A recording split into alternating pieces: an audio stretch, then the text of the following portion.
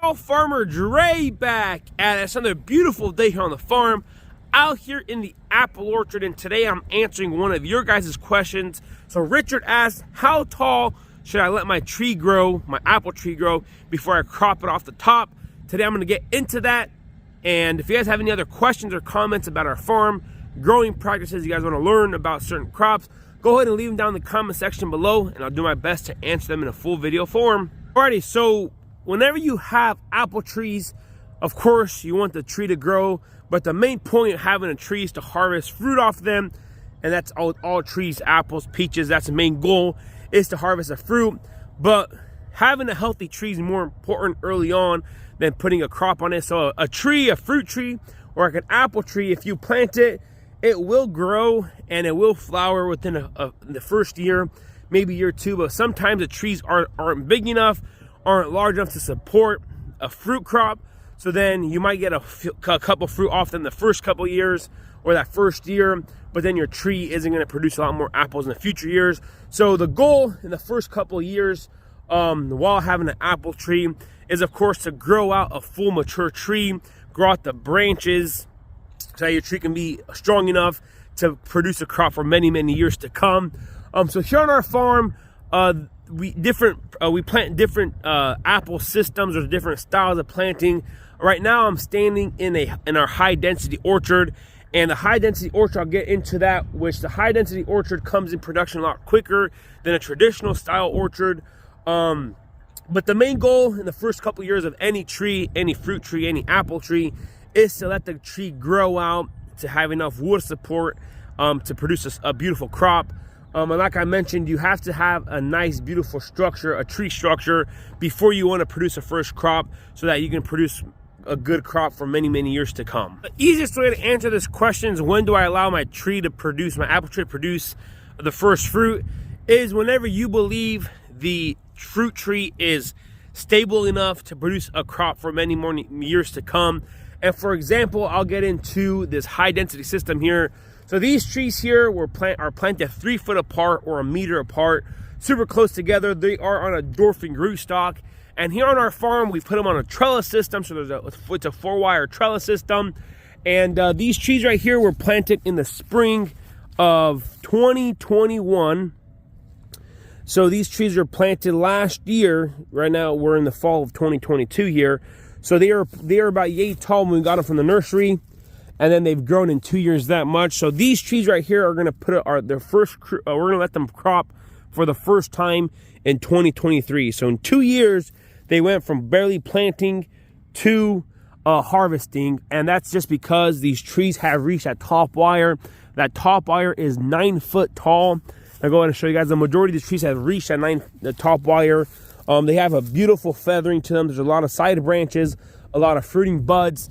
And on this system, on the high density system with the dwarfing rootstock, we don't want the tree to grow much taller than the top wire or the top of the stake, the guide there. That guide is 10 foot in the air. So that's the max I want these trees to grow. So I'm going to go ahead and put a crop on them this next season.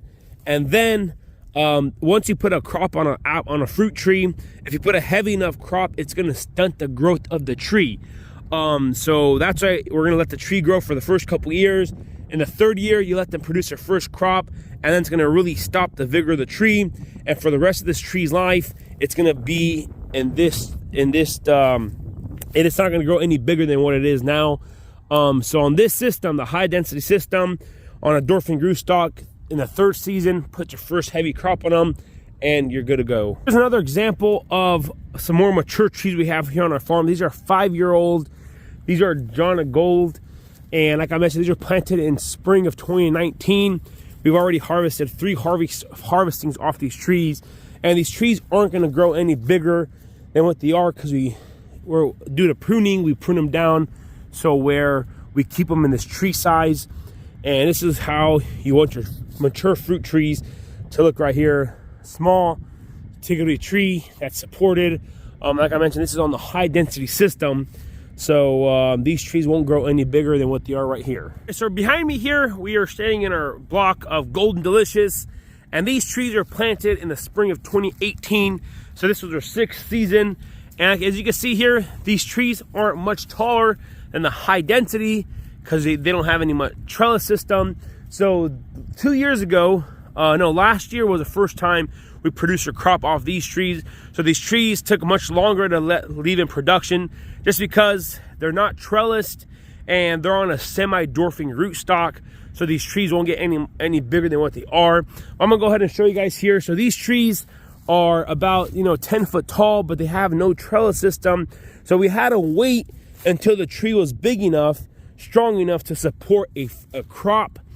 And if the trees were too spindly, then the tree would fall over, and then it would dwarf the entire tree. It would make the tree really small.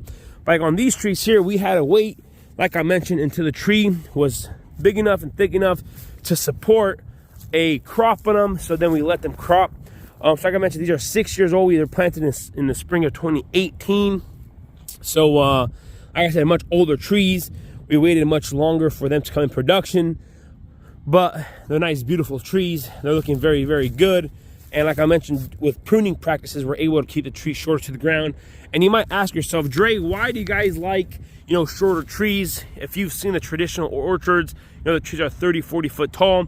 We also have an acre of trees that whenever we bought the orchard, we still have that in production. And the trees are 15, 20 foot tall. And the reason why we like short trees is we are a U-pick farm. And we, of course, families come out to our farm and help us harvest the fruit. We do very little picking ourselves other than our farm store and farmers markets of our own apples. But we like to keep the trees short so that whenever the families come out to the farm, they don't got to get up top of the trees. They don't got to get on ladders. Everything's down to the ground. This is called a pedestrian style orchard where, you're able to pick everything off the ground. So this is about tree size that we like to keep here on our farm, just because everything's close to the ground. All the fruit is right here. The mom and dads can pick from the top, the kids can pick from the bottom, and we are ready to go. So like I mentioned, when it comes to producing a crop, you just got to make sure your tree is sturdy enough to produce you a beautiful crop.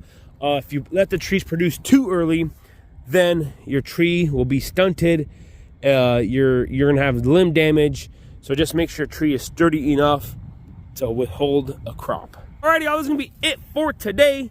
Like I mentioned, when it comes to producing apples on a tree, make sure the tree is sturdy enough to produce a crop. Like these trees here, nice and sturdy. They're not going anywhere. They can produce us a lot of apples and the tree will be fine and healthy.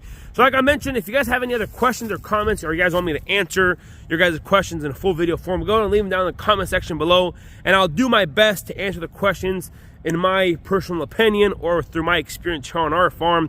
So this is gonna be it for today. If you guys haven't already, go ahead and check out farmerdresupply.com.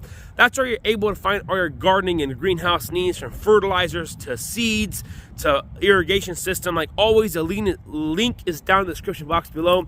This is gonna be it for today. If you guys haven't already, go and hit that subscribe button, smash that like button if you guys enjoyed today's video. Don't forget, hit that notification icon so you guys can be notified whenever I do upload a video. I want to say thanks for watching up to this point. Y'all have a good day, and we will see you next time.